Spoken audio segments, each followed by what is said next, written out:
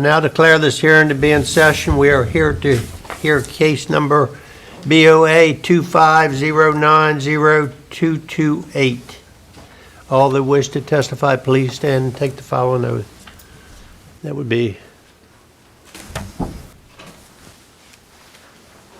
do you solemnly swear or affirm under the penalties of perjury that the testimony you're about to give is the whole truth and nothing but the truth? I do. All, Ms. Maxwell, all matters including jurisdiction of the board will now be heard. Let the record show there are none. Okay, I'm one ahead. Have all postings and notification requirements been satisfied? Yes. We'll now hear from Department of Planning and Zoning. Good evening, board, audience. Zoning Inspector Robert Owen, here to speak in for the variance of Jerry Phillips and Kimberly Curry, Board of Appeals number 25-09-0228. The applicant is requesting a variance to reduce the required 35-foot setback, a front yard setback, from Winchester Avenue to 9 feet to construct a 3-story single-family dwelling on stilts. The applicant is also requesting a variance to increase the size of the storage under the first floor to be larger than 600 square feet.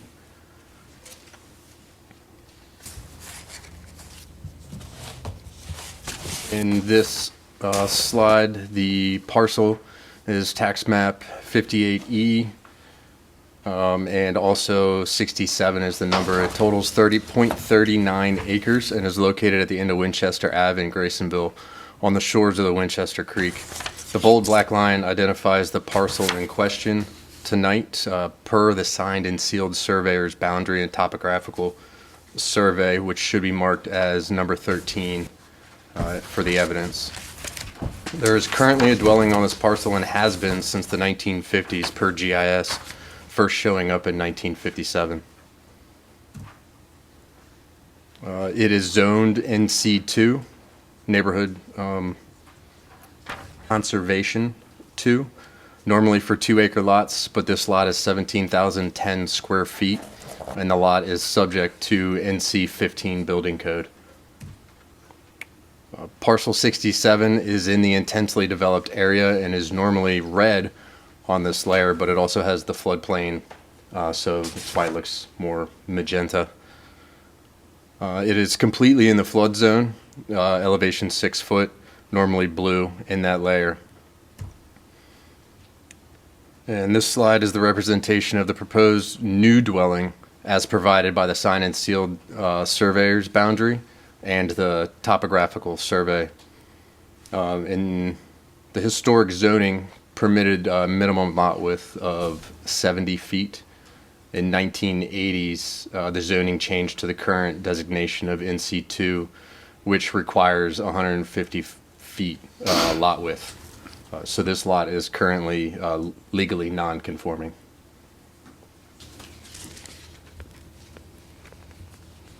And on this slide, you can see the required 35-foot front setback, which is in yellow. The yellow dashed line on the slide is where that 35-foot front yard setback would be.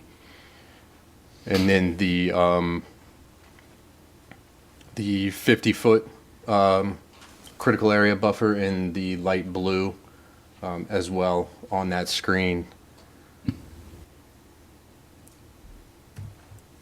And then this slide, you have the proposed dwelling and added in, it's a little hard to see there, the 9 foot at the south corner of the new proposed building. That is where the proposed front yard setback would be if approved.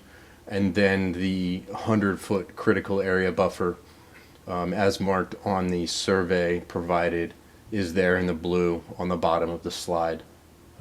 As well. The applicant is proposing 4,338 square feet of lot coverage. That includes the dwelling driveway, the shed on property, and patio pavers. The proposed single-family dwelling falls within the 15% lot coverage allowance, which totals 5,315 square feet. The property is mapped modified buffer area, and the proposed single-family dwelling, which is located within the 100-foot buffer, does not exceed the shoreward extent of existing structures. The proposal is comparable to other lots within the neighborhood with similar lot sizes. The road frontage does present a significant challenge for constructing a dwelling on the lot. Zoning staff has no objections to the proposal of this variance, but the applicant must present clear evidence of practical difficulty. John? Real quick, I wanted to say the staff report that I presented under the proposal and requested action, second. You think you should come up, Okay, John? you probably need the mic.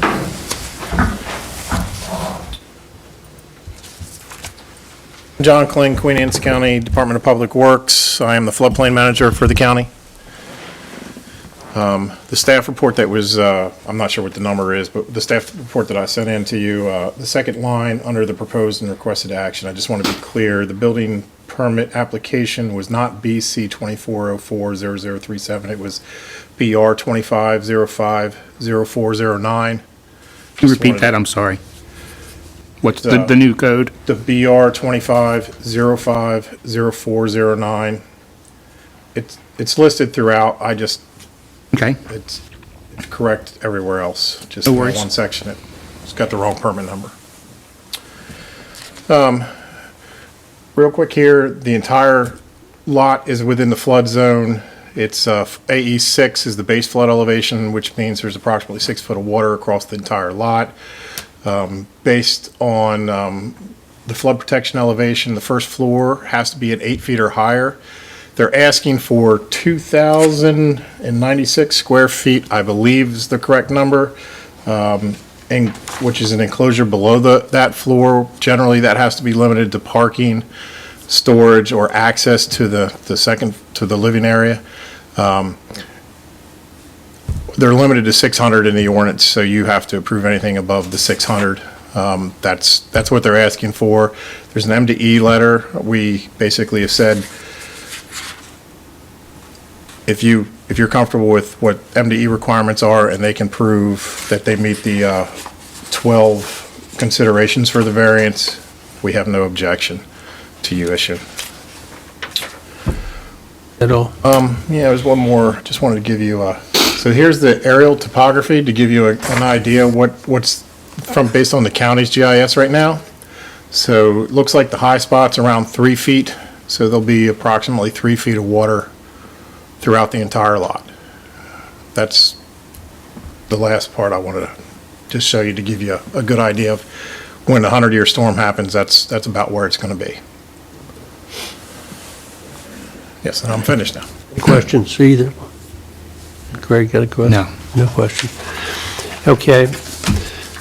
We'll hear from you now. Give your name and address, email if you want. Yes, Dorsey Schultz, address is 107 Kerwin's Landing Lane in Chester. Email address is dorseyschultz@gmail.com. Just present yourself. I'm Garrett Curry. I'm the homeowner at 138 Winchester Avenue in Graysonville. So I'm here with Mr. Garrett Curry to help present our case today and our request for these two variances. To lay a little foundation, the house was originally built in 1957, acquired by Mr. Curry's parents in September of '06, where they used it as a vacation house, where Mr. Curry eventually moved in full-time around 2019, and from then lived there until August 2024, when the house became in a condition that he decided to move out. And that's when this application process started to create his ultimate goal of being able to rebuild what's existing there today within current requirements and standards from the county. I want to thank all the staff very much for all the work throughout this. It's starting from Miss Vivian Swinson when we were kind of meeting in person to go over what the best course of action and the way to present this would be. Even through that, we still had to, it was inevitable that due to site conditions and other factors that we require requesting this front yard setback variance and the variance to the floodplain. Before you go any further, excuse me, I want to enter the applicant exhibits. You have them 1 through 9. And the planning and zoning report was given by Robert Owens, and the floodplain was by John Kling. Go ahead then. Yeah, so I guess to start our notion on this process and this hearing, we want to note that we've made every effort to make this site work within the required zoning requirements. It's just that due to the site constraint, it's been mentioned that the property line with the road coming in on that front corner is a very unique and difficult aspect of the site. And the other main factor that's limited and we kept conscious is limiting the waterward extent of any increase or impervious structure. The structure you see proposed, the limits of that do not reach any waterward more further than what exists on site today. And the proposed impervious coverage is less than, well, it's proposed is, per the site plan, is 4,338 square feet, and per the engineered survey from 2024 by Lane Engineering, existing is 4,351. So our proposal is less than what exists today. With that, Gary, Mr. Curry, did you have anything to add? I don't really have anything as good as you to say. I'm sure I missed a couple things that are important to go over, so I welcome any questions that the board may have. Yeah, I have a few questions for you. What's the total square footage of the house that's being built? The footprint is 2,096. Per the building permit we submitted, the total was 2,096. 3 stories, they said? So what's shown on the building permit is slightly inaccurate in where the first floor is this garage enclosure area, unfinished, non-living space. And then the second floor is the beginning of the living, habitable condition space.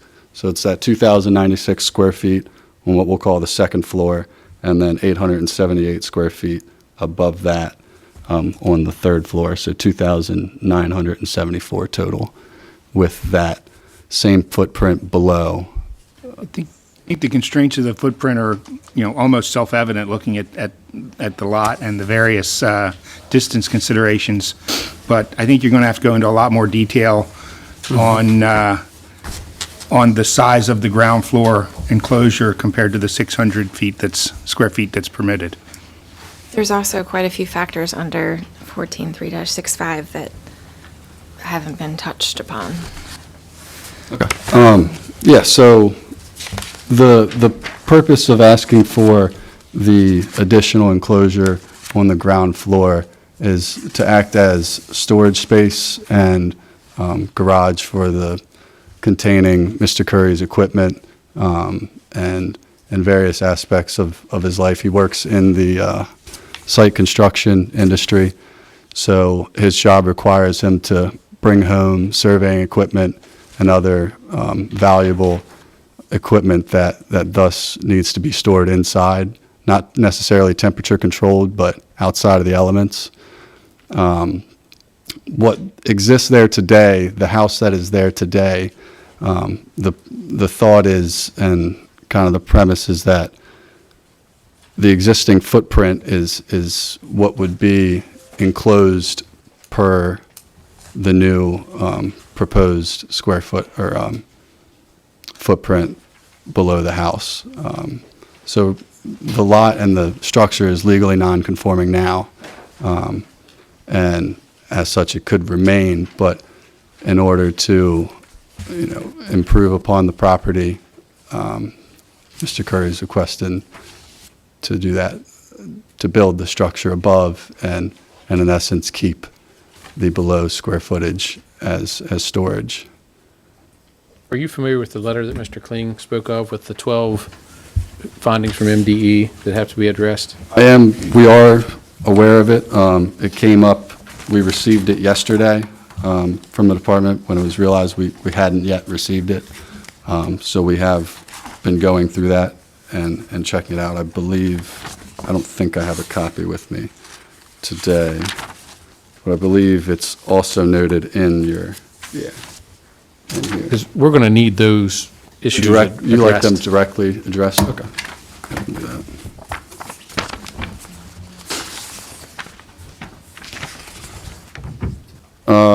The danger that materials may be swept onto other lands to the injury of others. As I mentioned, Mr. Curry keeps equipment and supplies from work, and Mr. Kling mentioned that during a flood event, that the 100-year flood event, there will be 3 feet. As we've all seen with floods in previous, that can pick up materials and supplies and carry them around to be a safety to other residents. So keeping those items inside an enclosure below the structure prevents those items from passing on to other properties. The danger of life and property due to flooding or erosion. Number 2, that also kind of falls under that as well. Maintaining those materials and property within an enclosed space helps prevent danger to the life of property due to flooding.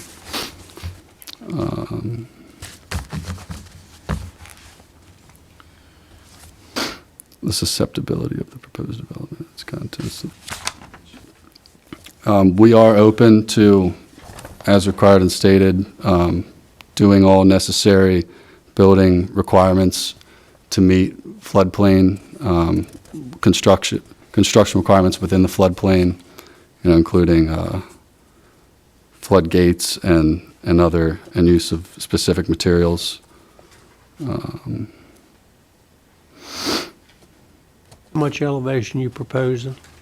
So the elevation on the front step is a 466 currently, Is what? is a 4-foot 66 elevation. And if I have the top of the existing foundation is where I think if you pour a pad there, you can still access it with being the height given another almost foot. So I can get it to a 561.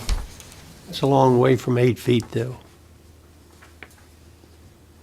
So if I bring it up to 8 feet, that would make the underneath of the house inaccessible due to the distance from the front of the house to the property line.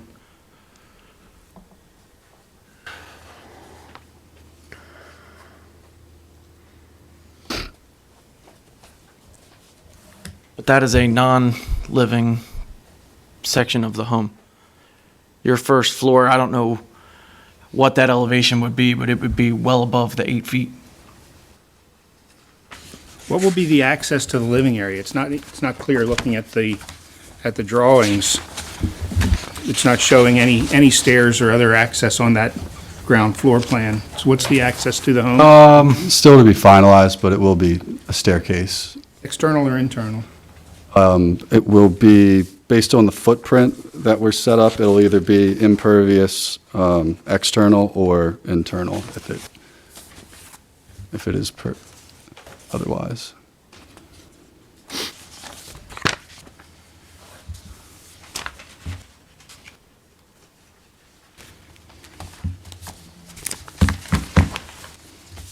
I'm not, and don't take this wrong, I'm not sure you guys are prepared to be here today.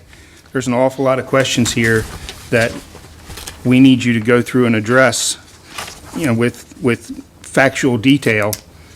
And we aren't working our way through them in a very effective manner here, and it feels like you were not prepared for these 12 items. Would you prefer we continue this to give you time to prepare better?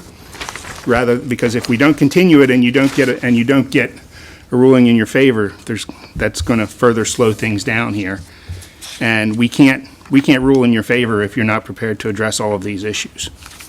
Understood. It seems though, am I correct to say, all these issues directly correlate to the second of the variances, the 600 square feet, the request for greater than 600 square feet within the floodplain, the other variance for the front yard setback reduction, is that also, has that been? So I think the biggest concern is the variance relative to the floodplain. I would agree with that. I mean, the setback is almost, I mean, you haven't really talked about why you need to locate there, but it's kind of self-evident why you need to locate it there. But the variance for the floodplain is rather significant, to go from 600 that's permitted to over 2,000. And you know, floodplain variances really need detailed presentations in order to have a chance of getting approved. And so I'm just trying to give you guys an out here, if you feel like you would be able to prepare better for this, to see if these guys would agree to a continuance instead of us needing to rule on a partial presentation. Understood. Does that continuance need to correlate to both variance requests, or would that just be for the second variance request? What was the question? He wants to You know do one without the if we other. could separate the two cases. And I don't know how we could separate I them, don't- because You can't. the building that we would be approving, we can't really approve without knowing what the ground floor level would be. And Well, just- the variance would just be on the front yard setback, correct? It wouldn't, that variance would only be for stating a variance from that code requirement. It doesn't specifically mention anything else within the code. I don't see how you can separate it. Unless you're not going to ask for the Right, the that would be variance the at only, all for the Otherwise- expanded area. the way the application and way the drawings are being submitted, I think. packaged. It's packaged. Go ahead, Joe. Yeah. So, John Kling again. Just if it helps to move things along, you could always just say you're going to enclose only the 600 square feet, and elevate the rest of the stuff. I mean, that may assist in the deliberations here, because that would meet the requirements of the flood ordinance as it stands. So the enclosure of greater than 600 square feet, if the remainder of the house is not enclosed in all four sides and only 600 square feet is enclosed, does that also count towards? As long as it's not You enclosed. can't pass So that. there could be 600 square feet of enclosure space, and then the remainder of that 2,096 have three sides that have a wall Two on it. sides. Two sides, and then the rest It'll be will, open on two sides. okay. Take a And minute. they're going to be checking on you, I'm sure. No, no. It's gonna, you'll have to revise your permit, obviously, to. But you could drop the Do that without the board. variance, yes. You could drop the request for the variance for the storage. For the, Can we take a minute? It's up to the board if you I don't want to have a take a problem break with or it. if Give you them a couple want to. minutes. Are we okay giving them a couple minutes, boss? Yeah. Yeah, go ahead and take a few minutes to talk. Thank you, sir. Go out there if you need to. Do you want to put this on hold?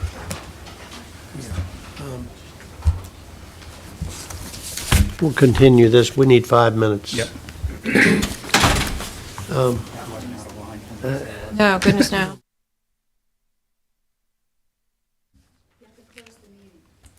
Is that the plan? Is that what we're doing? He We're just said he was closing going the to meeting? continue it for 5 5 minutes. minutes. 5 minutes, yeah. See, I didn't hear close. That's the only reason I'm.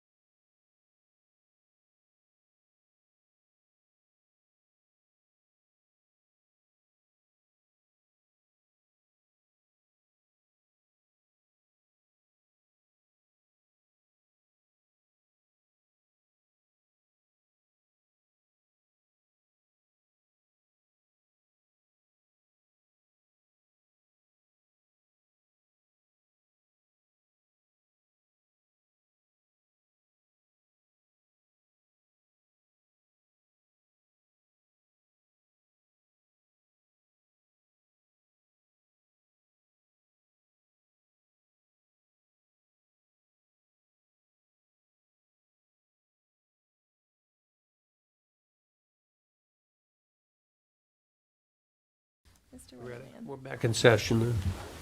Thank you. With that, we'd like to drop the variance request for the additional square footage located within inside the floodplain above 600 square feet. At this point, we're only looking at the variance for the front yard setback. Correct.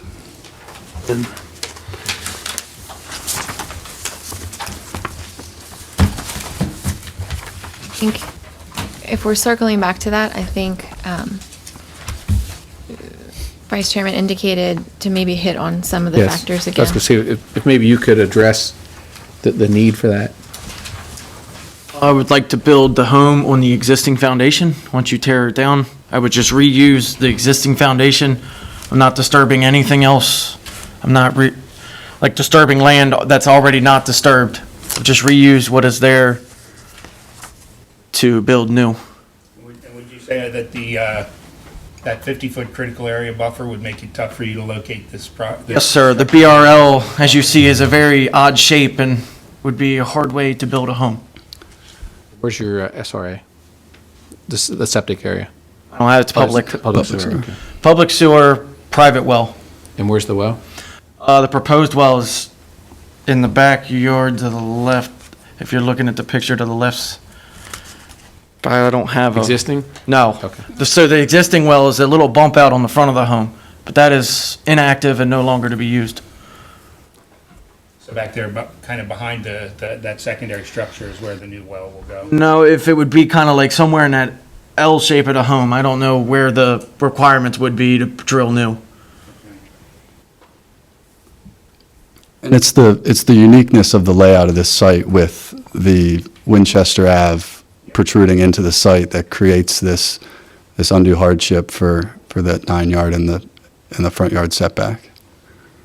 Because I believe I have 20 feet or 25 feet from the front of the home to the property line where it doesn't bump in for the road easement for the neighbor's driveway. Can we hear the criteria to see if we've addressed? Is that possible? I can go through them if, Is you all right with that? You guys all right with that? So we can see if there's anything else they need to address? and then you can specifically talk about them. And Yes, that would be that's- helpful because I don't know that all of that's been flushed out. Yeah, let's do that. All right, so the factors that need considered are going to be the ability to use the property for any reasonable purpose, whether or not that purpose is desired in the absence of the variance. Yeah, I think they've met that. clearly he can't. We're not making a decision Okay, quite yet, right. right? We're just, Going over, yeah. don't need any more information on that regard. Correct. The degree to which the proposed variance will affect adjacent property owners, I don't know that that's been touched upon. No, and if they want to comment on that, they can, and then we'll see if anybody's here to Yeah. say otherwise. Okay? Do you have any comment on the degree to which it would affect neighbors? No, sir, I've talked to two neighbors, one that just built and another neighbor that I believe is here. And neither one of them had an issue with it. So what we'll do, because we can't take your word for that, but what we'll do is we'll give anybody else a chance that wants to speak on your behalf and anybody that wants to speak in opposition. Okay.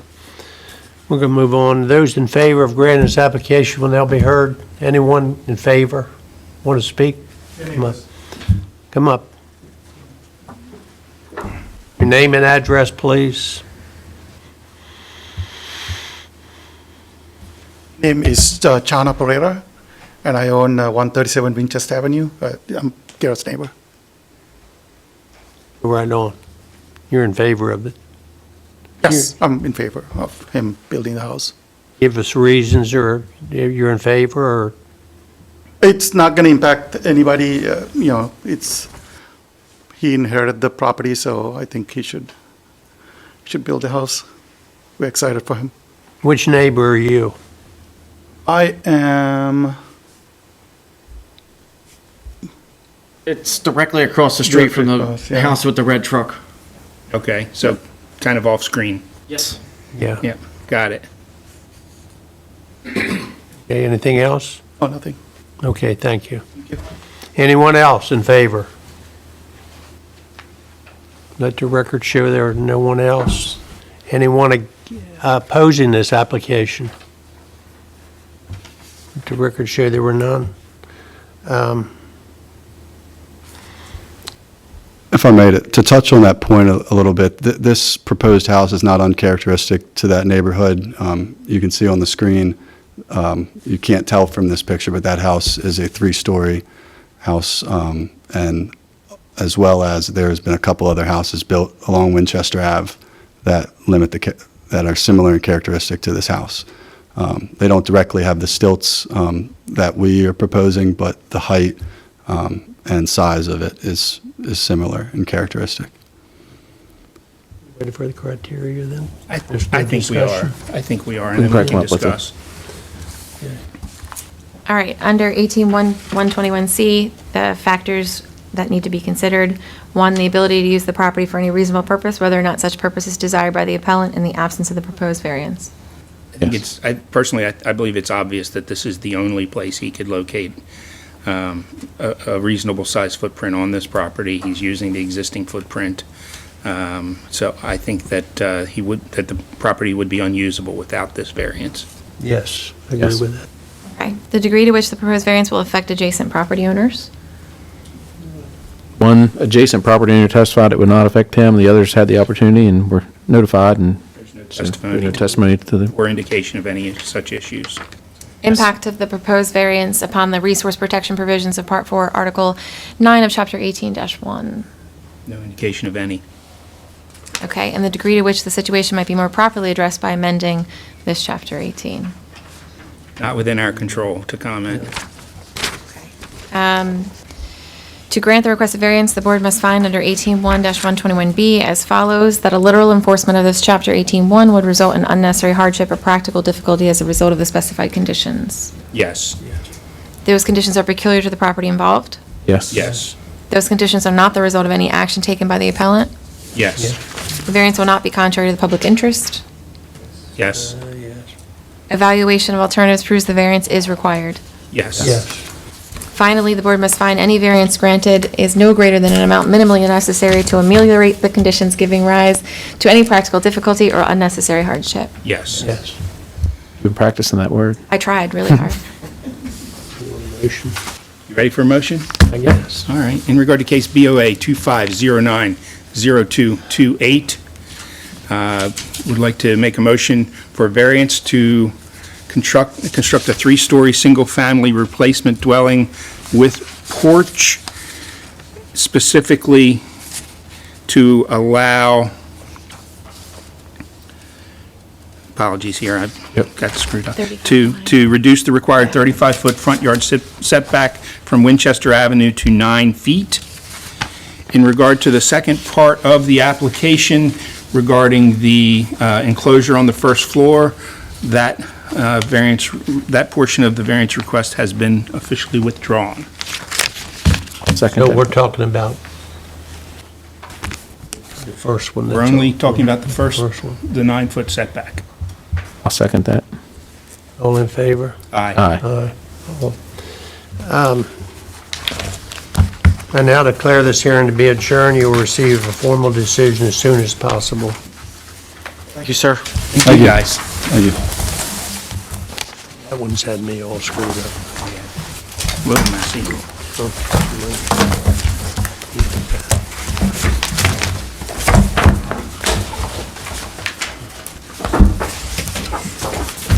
Next application, come on out.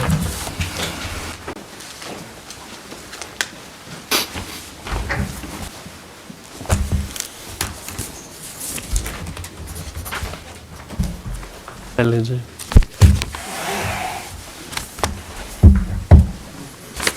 You gonna sit there?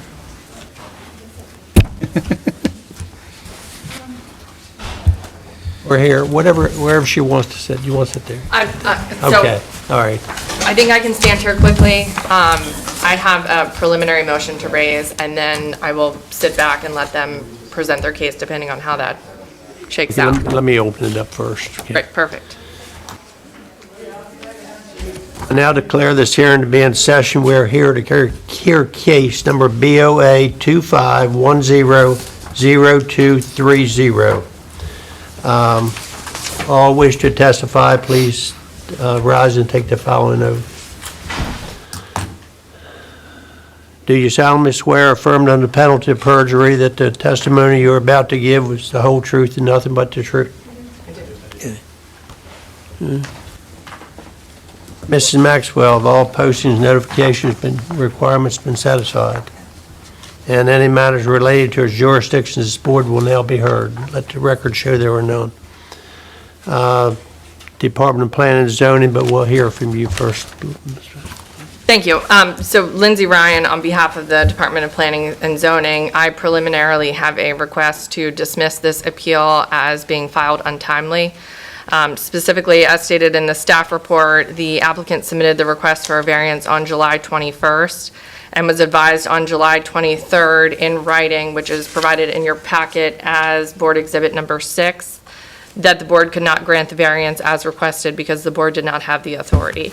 That position was later confirmed by letter dated September 3rd, but your Board of Appeals rules, specifically 18-1-119B, provide that an appeal shall be taken within 30 days from the date of a formal written decision. So it was the department's decision that they were advised of that determination on July 23rd, and we would ask that this be dismissed for being untimely. Do you have a response to this? Yeah, sure. Members of the board, it's our position that the... Can you give your name? Sure. My name is Demetrius Kaoris. My business address is 9925 Stephen Decatur Highway, Ocean City, Maryland. I'm with the law firm of McAllister, Detar, Showalter, and Walker, LLC. It's our position that the determination letter that was sent, that was dated September 3rd, is the applicable date for docketing an appeal. What we did is we asked for clarification of that decision by letter dated August 1, 2025, that was written by Mr. Mullaney to the county. We requested that clarification. We received a written decision formally from Ms. Ryan's law firm on or about September 3rd of 2025, and we appealed within 30 days of that decision. So it's our view that the July 23rd indication from the zoning department was a preliminary determination. We asked for a formal determination letter, which again came later after we had asked for that on August 1 of 2025. Good, thank you. Do we have... Do you have a response to this? Do you all want to talk about it? I mean, the gonna- question's going to become whether or not it's almost like a circuit court case where you get an order and then you ask to reconsider that order, and then the question becomes, at what point does the order become final, is kind of what I'm analogizing it to. The question would be, is it a final decision that you have the option of seeking clarification on?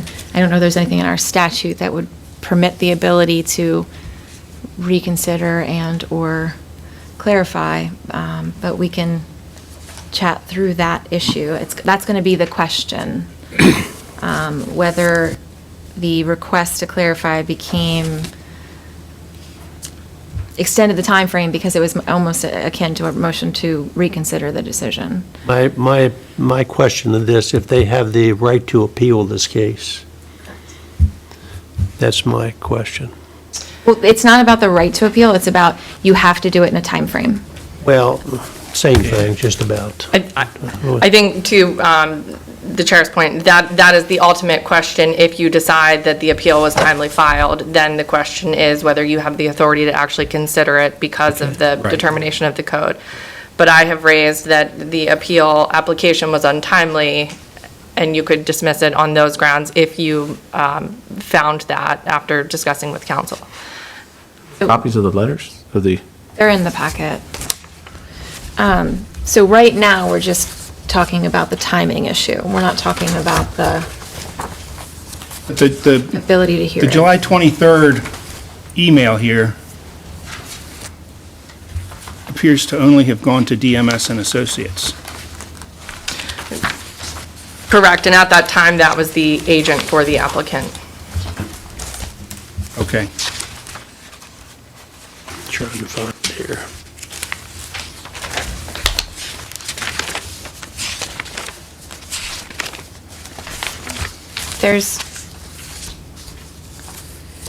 Do you all want to go into closed session on the issue?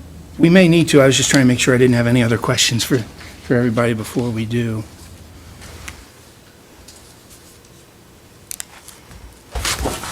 So, Yeah.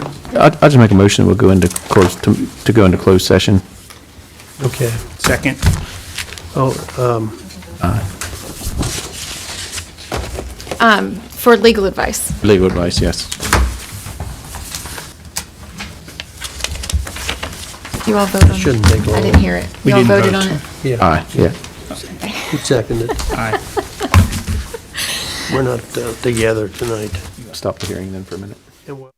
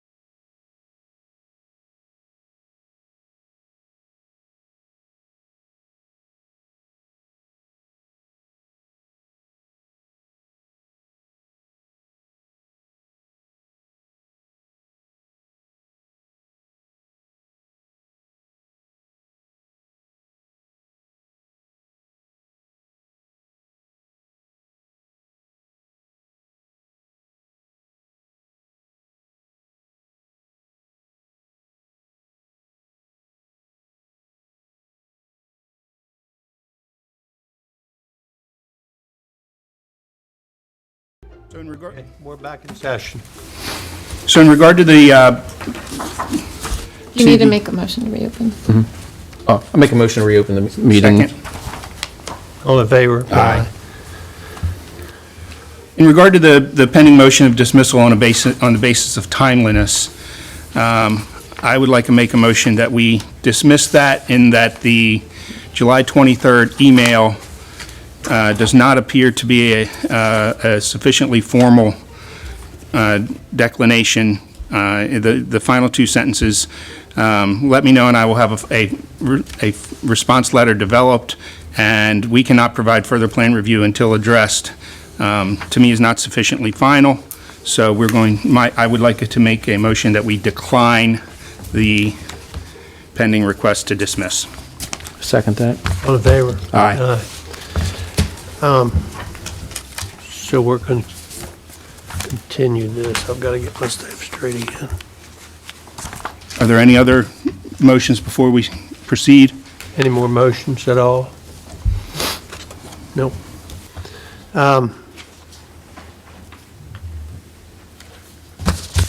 Well, we've heard, I've got to enter, hold on a second, I've got to get reorganized here a little bit. I'm going to enter the applicant's exhibit 1 through 6. You have that? I'm not sure what was submitted, so I intended to introduce some as well this evening, which are probably going to be duplicates, but I'm fine with whatever's been submitted. That's fine. And planning and zoning was reported by Miss Lindsay Ryan, Esquire. Okay, we'll continue now.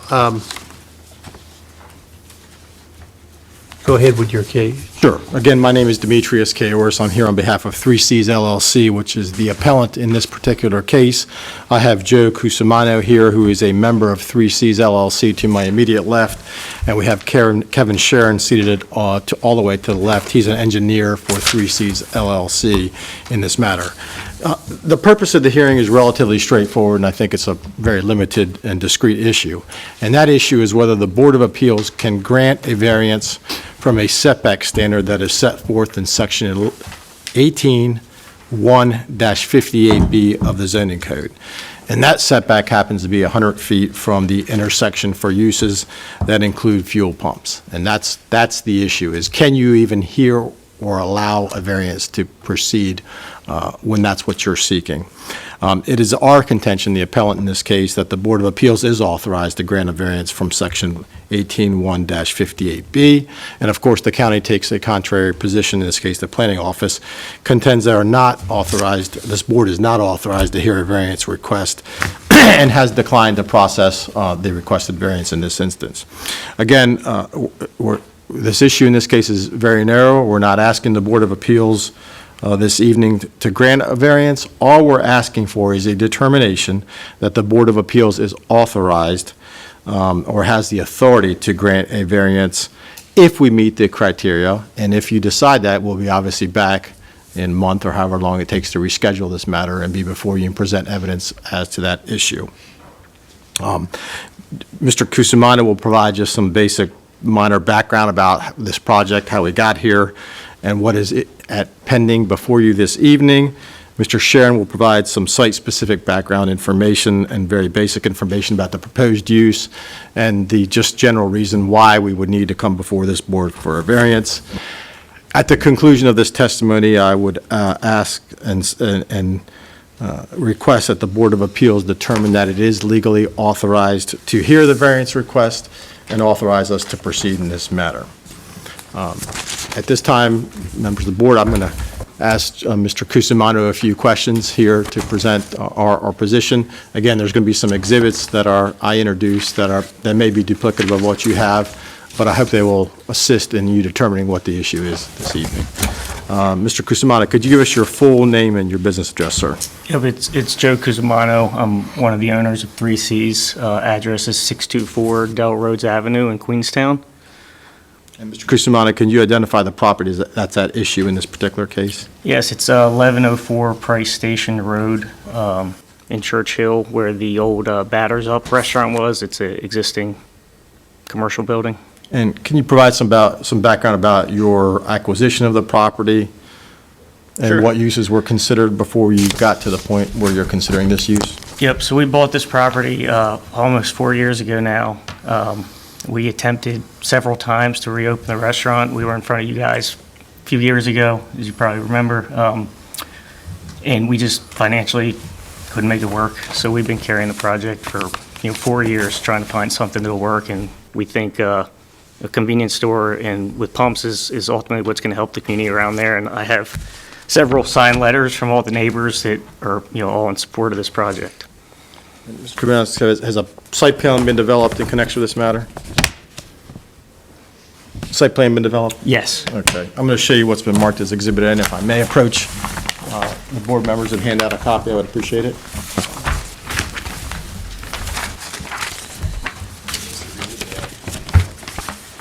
Is that, Do we do you know, have is this it already, different than? Kathy? You might already have this.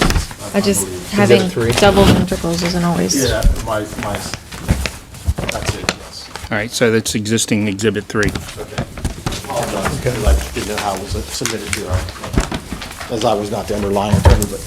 Your Exhibit 3, are those the current site plans that you're seeking to develop in this case, Mr. Cusimano? Yes.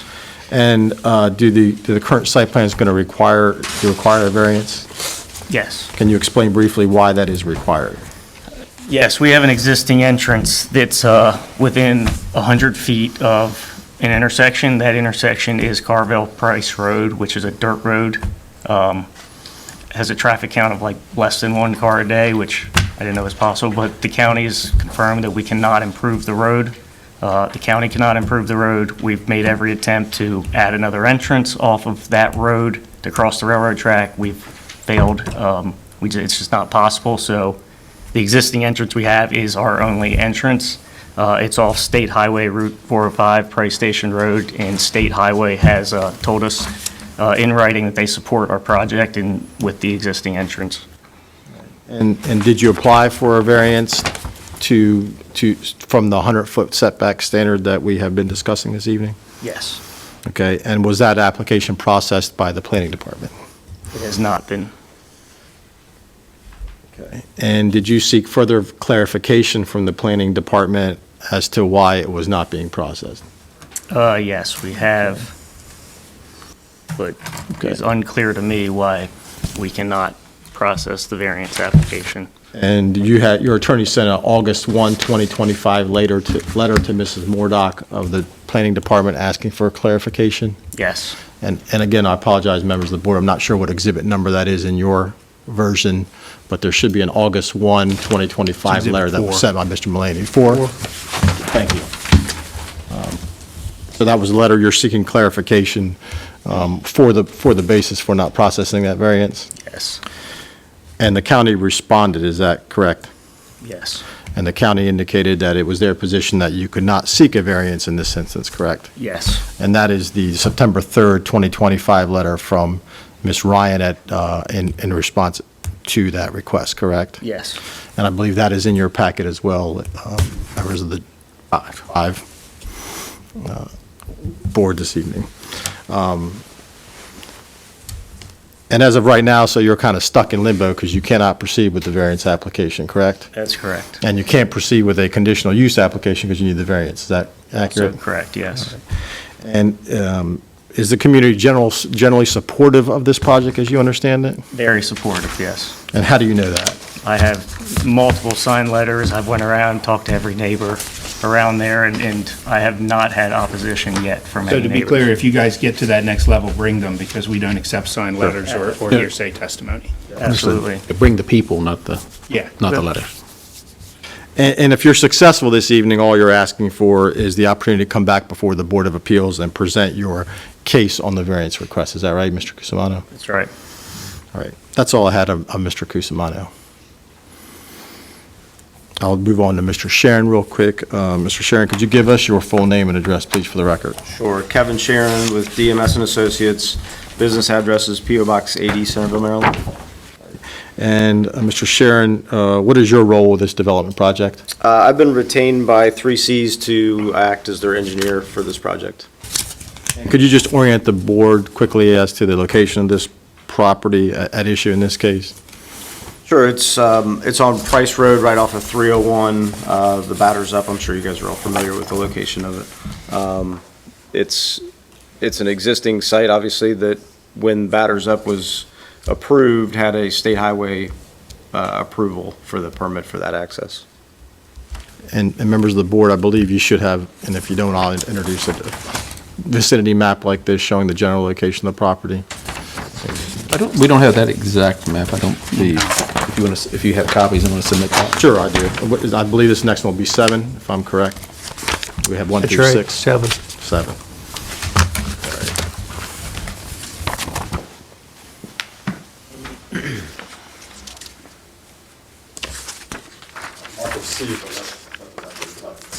Got it. For purposes of this hearing. Thank you.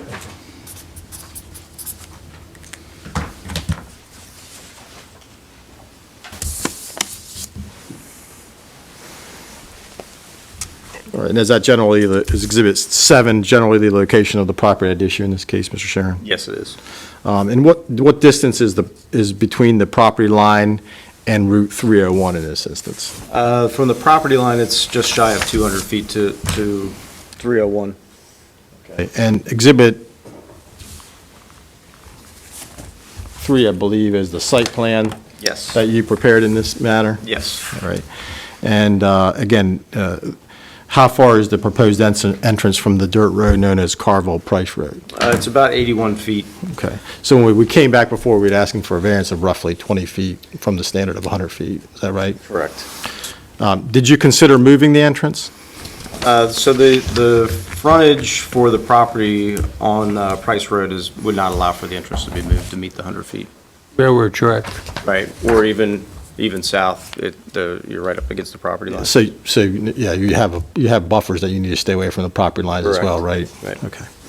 I want clarification here Yes, real sir. quick, please. Sorry. Just because there's direct testimony contrary to what this is saying here. Mr. Sharon said it was, I believe, he said it was 200 feet.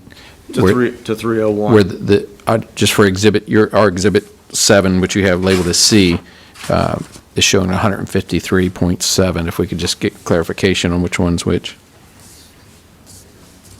Yeah, so this is to the property line. I had measured previously from the center of the existing entrance to 301. So and it's that two was- different measurements. That was, Okay. yeah, that was about 200 feet. In the center. Okay, that's Correct, yeah. Thank you.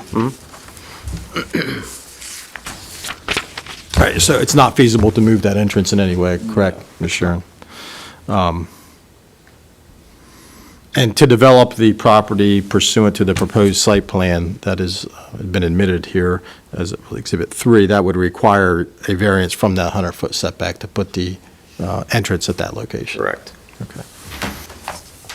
That's all I have in terms of providing the board some background. I'd like to maybe get into argument, but I can wait until if there's any other evidence, I'll do it however the board wishes to do it. I'm assuming the county's going to argue, not have evidence. So I don't know if there's anybody else, That's it you can ask if anybody else is here to speak on behalf of the applicant. Speak again. You wouldn't get anything to say at all? Yeah, I She's mean, going to argue. I am going to argue our position. I'm not sure if that is their case I or think, not. Generally, they You present have- their entire case, and then I would present the opposition, and then individuals would. Okay. Do you, What I'll just do, I'll make my argument, and if there's any other issues that you. yeah, want- because I don't think we've really touched on the question here, which is our authority for the that's specific because he issue. hasn't argued it yet. Yeah. So, All right, well, we're very well, then we'll move on and then let the county proceed with its argument. Again, I have a memorandum that I would like to put into the record and have you consider this evening. And again, I have 4 copies for everybody.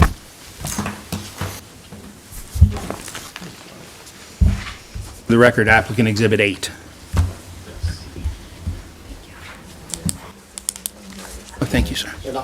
Oh, hold on, I think we may I already think have we have this. that. I may have changed this up a little bit. Yeah, we have. There's some changes. Okay, so this could be a new version. Why don't we do that as a new version? Okay. You want to strike the original? Why don't we strike the original, because there's nothing in the original that isn't in this. All right, so for the record, we're striking Exhibit 2, and this is Exhibit 8. so it's not really an exhibit, right? It's argument. So it's a memorandum of what he's about to argue. So Okay, we're not okay. entering it. Yeah, that's. But are you I didn't realize that your argument was already entered, which we would want to strike. Yeah, I wasn't aware of that either, Mr. Richards, so. Okay. I'm fine with striking it because I agree. So we're striking Exhibit 2.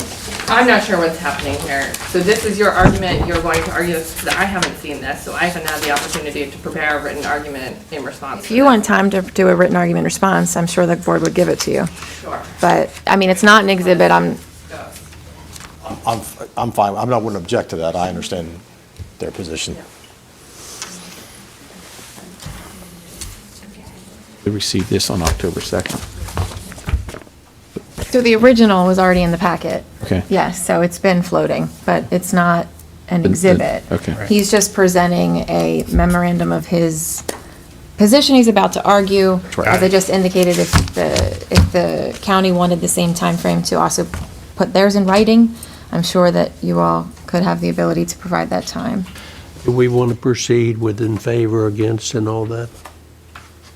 Well, we haven't heard argument Yeah, yet. we've got to let him argue. No, we're going to let them argue first. That's what I just asked. And just to let you know, this one is not much different than the original one. I believe the only thing we change is, instead of using the term applicant, we use the term appellant, and there's one additional case site that I've included towards the back. So otherwise, it's the exact same memoranda that's been in this package for some time.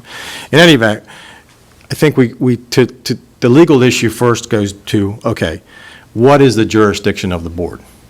And the jurisdiction of the board is governed by 18-1-121, and that particular section provides, the board shall grant a variance only with respect to matters involving the modification of the density, bulk, or area requirements of this chapter 18-1, end quote. That's what that section says.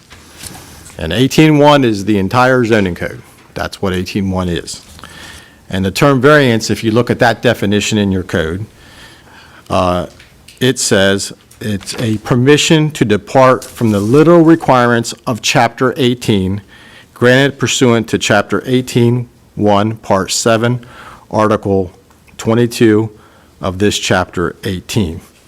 So again, we're talking about any requirements from Section 18 of the zoning code, which is the entire zoning code. Nothing in Section 18-1-121 indicates that the board can only grant a variance from certain standards in Chapter 18-1. The clear language indicates that the board can grant a variance from any density, bulk, or area requirements of Chapter 18-1.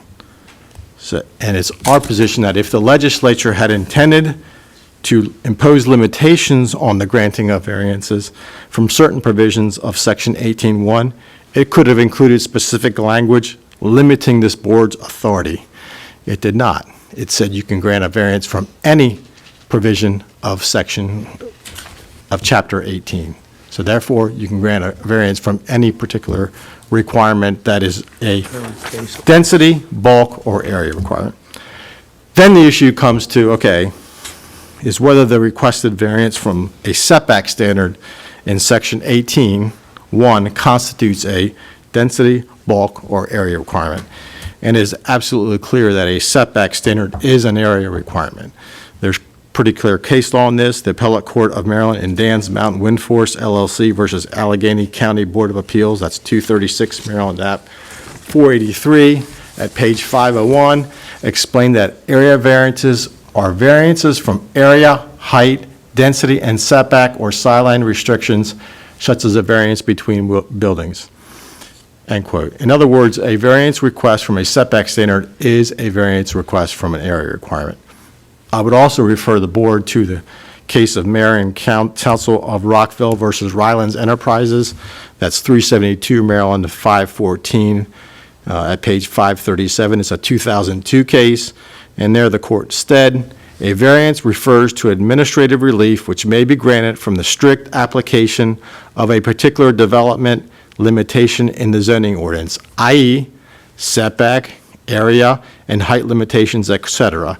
And in that case, the court was quoting from Stanley Abrams, A Guide to Zoning Decisions, a very well-respected treatise that deals with zoning decisions in the state of Maryland.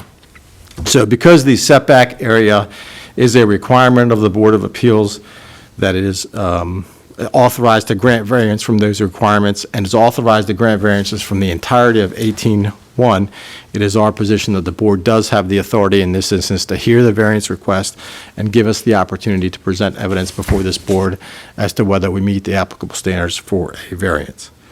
Again, the county contends that the setback in section 18-1-58 is a condition that is not subject to a variance, but again, it's our position that, again, if you look at the case they have cited in their particular letter, that was Chester Haven Beach Partnership, the Court of Appeals, Maryland's highest court, later said that case, that the decision was merely dicta. In other words, it was just a statement that didn't have any force and effect because the court never relied upon that particular point of law to make its decision.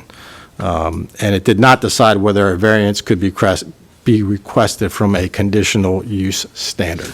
So it's our position in summary that the way the county has drafted this code and your authority under 18-1-121, you have the authority to grant any variance pursuant to that article. There's no specific limitation that says you can't grant it from this or you can't grant it from that. You can grant it from any provision of the zoning code as long as the applicant meets the standard. And I understand the concerns of the county. I think the county has indicated, well, I'm concerned that people are going to come in before this board and ask for variances from certain conditional uses, where it's our position that that concern is minor. At the end of the day, this body's always going to be considering a variance request. And as this board knows, it's hard to get a variance. There are very strict standards that must be met and rigorous standards that must be met to get a variance before this board.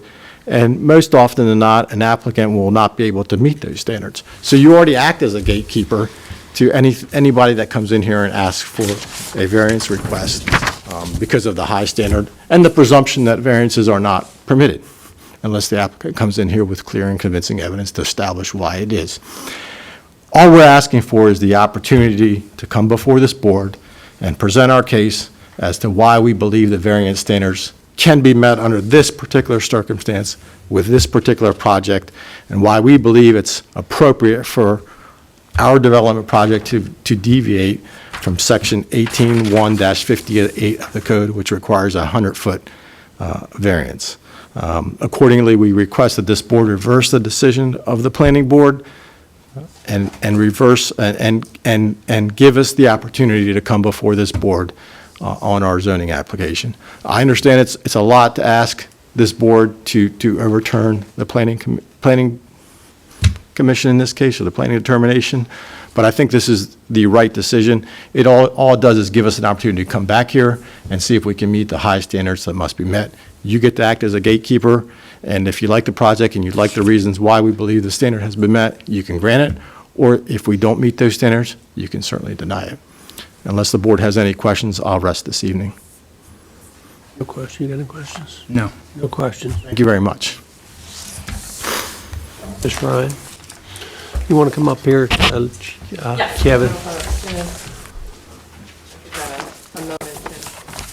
I think I'm going to bring Ms. Mordock. Would you like us all to vacate? Sure.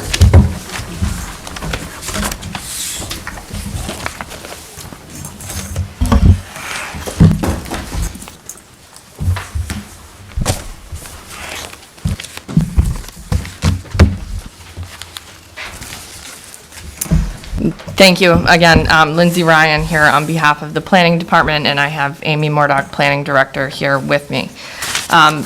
First, I just want to note for the record that a lot of what the applicant has put on the record is frankly irrelevant to the issue in front of you.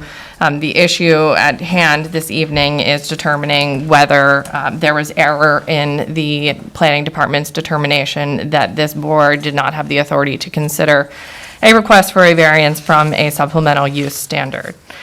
We are obviously opposing the appeal and asking the board to uphold the decision of the department determining that this board does not have the authority to consider a request for a variance from a supplemental use standard. And it is the department's position that the 100-foot setback, which was cited by the applicant, I don't think I have to get back into that particular standard, is a supplemental use standard and is not your typical area bulk density requirement in 18-1-121. I think it's important for this board to recognize that the county, as a legislative body under Maryland Code Land Use 4-206, has the authority to limit what the board has the authority to consider a variance from.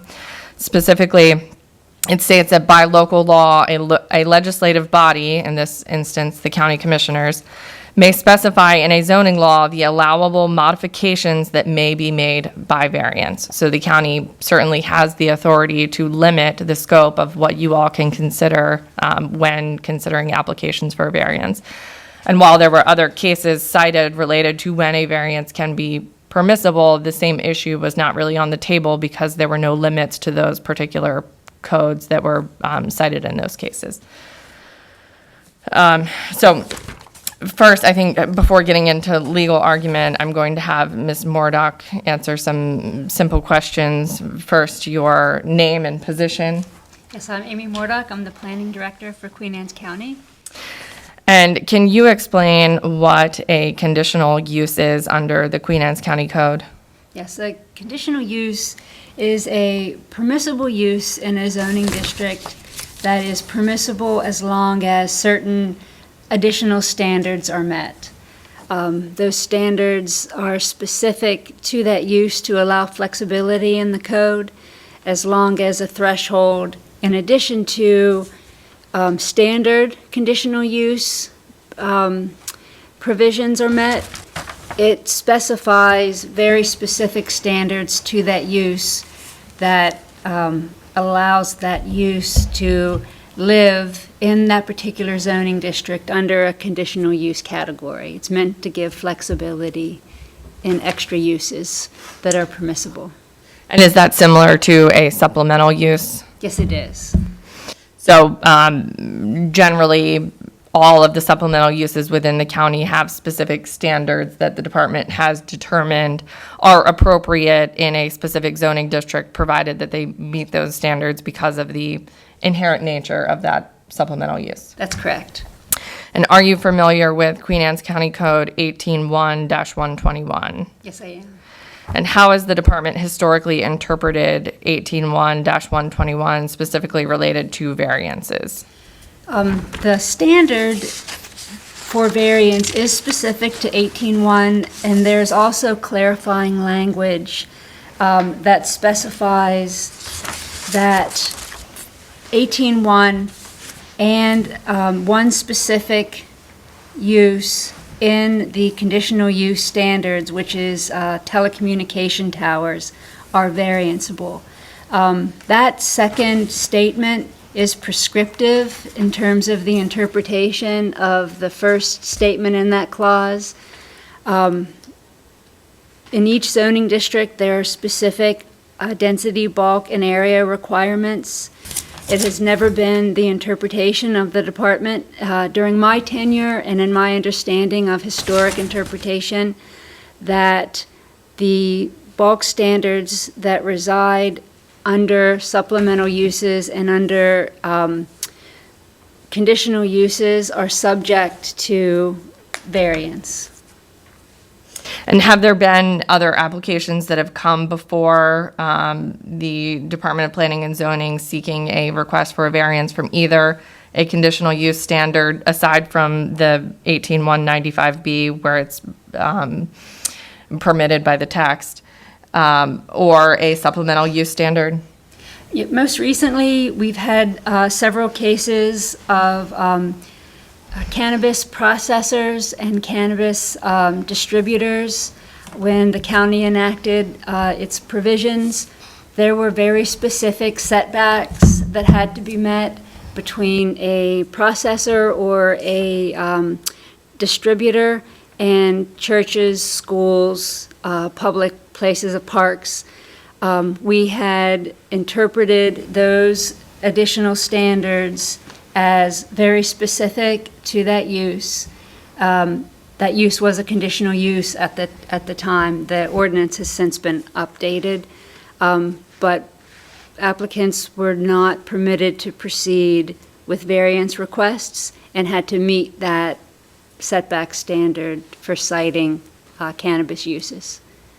So you've been interpreting 18.1, 121A, which states the board shall grant a variance only with respect to matters involving modification of density, bulk, or area requirements, or the requirements of 18.195B, as the literal intent of what those words state, the density, bulk, or area requirements for the particular zoning district. Correct. And not to supplemental use standards. Correct. I think that's all the questions I have for Ms. Mordock, unless you have additional questions for her, and I'll just get into argument. I don't. You, I guess, Ms. Lindsay, or Ms. Ryan, sorry, is, No offense, whatever, yeah. whatever works. As you testified, that the legislative authority, which would be the county commissioners, do have the authority to limit those items. Correct. And I guess my question is, has that ever been done? In 18.1, is there anything that limits the supplemental use? It specifically says that they're not allowed to be used for a variance. So our interpretation, Other than just how it's been interpreted over the years, or how it's been handled in the past. so our interpretation is the way that 18.1, 121A is specifically written, it does limit the variances to those particular density, bulk, area requirements, or that one limited section of 18.195B. And so by adopting that language, the county commissioners specifically intended to limit the scope of what an applicant can seek a variance for. I think there's additional language within the code. One is 18.150, which is specific to supplemental uses, and it states, Part 3 of this chapter 18.1 establishes zoning districts and delineates uses permitted in each district. However, certain uses require additional standards to address location, bulk, density, and design matters relating to that particular use. So I think the inclusion of that language was the intent of the county commissioners to say, we have these supplemental uses, and they're only permitted, this particular use is only permitted if you meet these additional standards. And the additional standard within here is 18.158, which is the 100-foot setback. So it is our position that that setback is not your typical density, bulk, or area site specific, but it is use specific, and it is a certain use standard. And for that reason, because 18.1.121 doesn't permit a variance from a supplemental use standard or that particular section of the code, you all don't have the authority to consider it.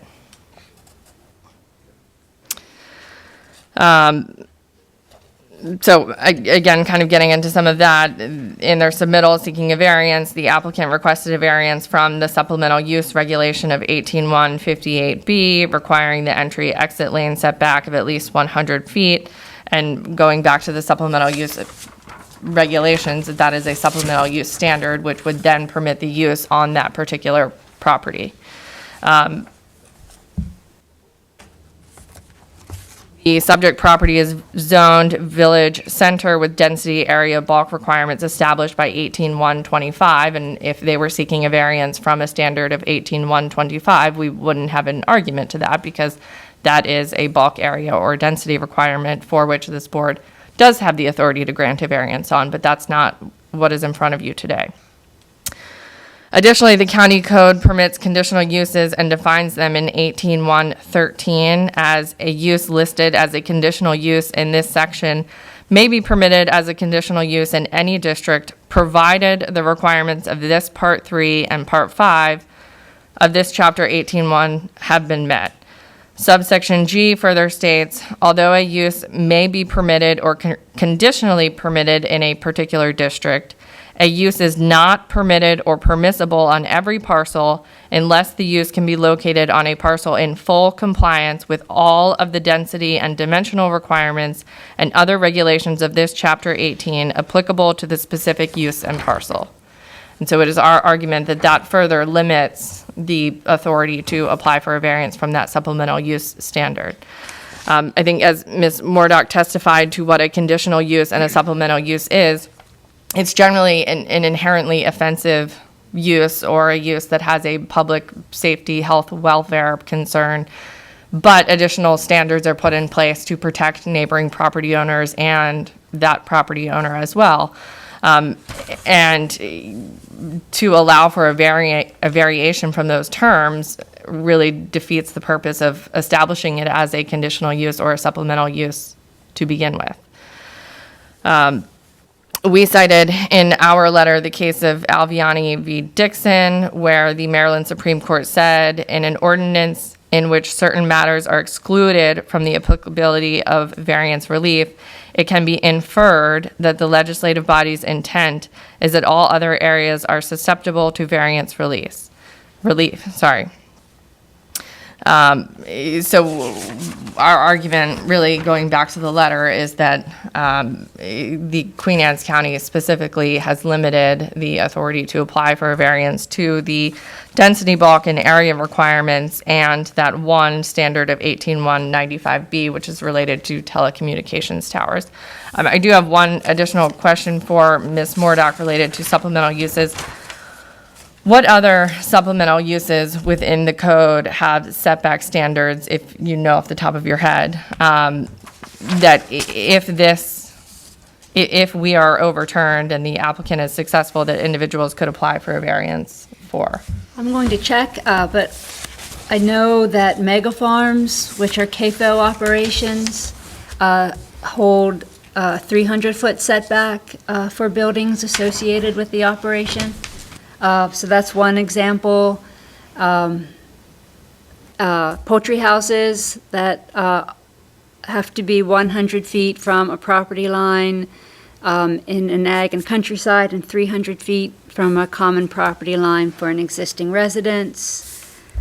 And those uses that you were citing and those standards are specific to the supplemental use standards in 18158? Yes.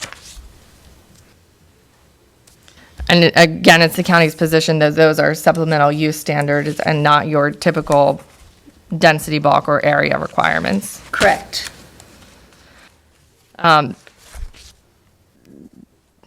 So, given the position of the county and that it was not based on any error and the applicant has not shown that there was any error in the decision of the Planning and Zoning Department, the department asks that you uphold the decision of the department, finding that the board does not have the authority to consider a variance from a supplemental use requirement.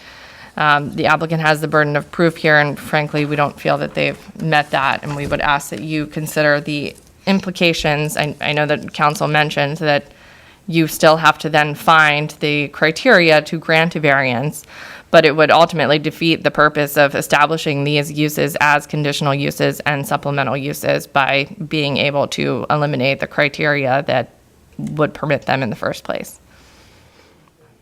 I have a question. So if, hypothetically, if we ruled that we have jurisdiction here and the county's concerned with future cases for that same type of variance, is my understanding that's the main concern here, what would prevent the county from just taking legislative action and just specifically saying, amending the code to say that conditional uses are specifically, you cannot take a variance for conditional uses? Nothing would prevent the county. We've taken the position that we don't need to because the code already does that.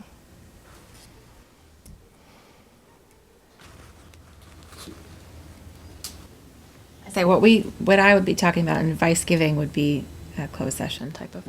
Yeah. That's what I'm wondering, are we going to go to closed session now, or do we want to hear from anyone else first? I don't know that there's anybody else here to argue, so. I didn't know if the public testimony, if we were going to. No, I think they've already gone through that. We're here to hear whether they have a variance, a right to a variance or not. Whether they have the right to request. Yeah, request. I'd like to make a motion that we go into closed session to seek legal counsel. Second. All in favor? Aye.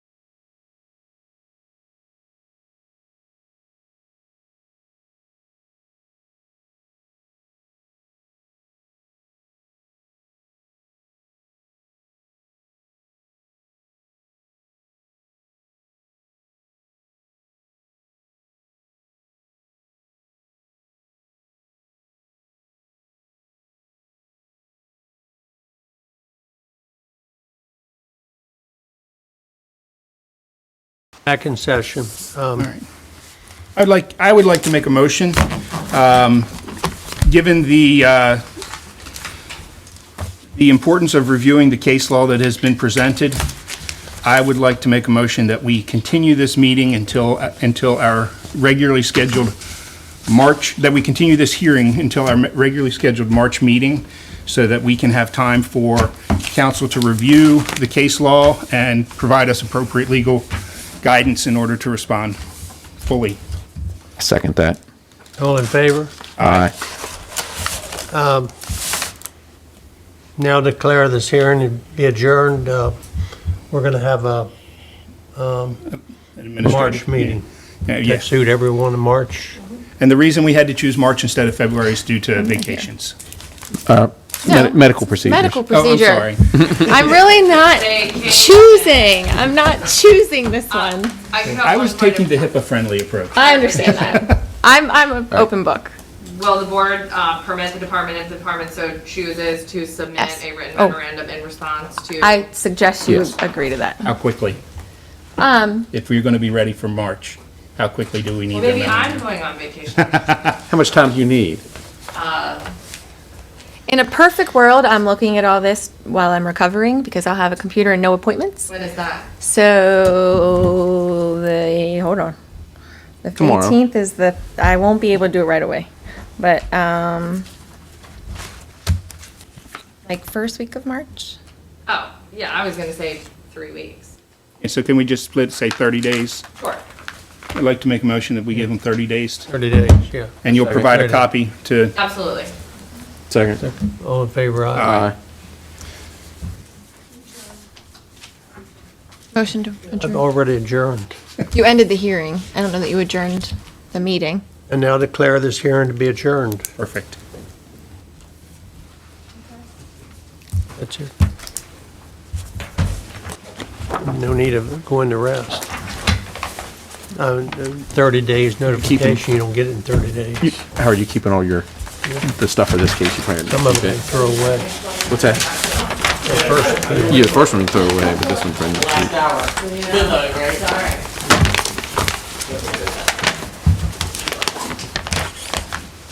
Are we still having a, Yeah. Yeah, it's okay.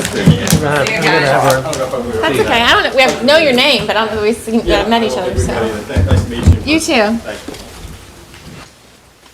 have our election. Oh, I nominate you. Do we have to have? we have to go on the Hold record? on. Yeah, gotta go. we have to have that on the record, and you just close this meeting. Well, you can't now. He just let everybody go. I'm opening the meeting up for a re-election. Okay. Okay. You ready? I'm opening the meeting up for re-election. I nominate Craig for chairman. Second. And I'll nominate Howard for vice. I'll second that. Okay. You got a second too? Yeah. What's that? I seconded both of them. He seconded both of them. Okay. All in You got to favor? vote. All in favor? Aye. Aye. Done deal. Now we need to end the meeting again. I make a motion to adjourn the meeting. Sure. I now declare this meeting to be over. Everything is so.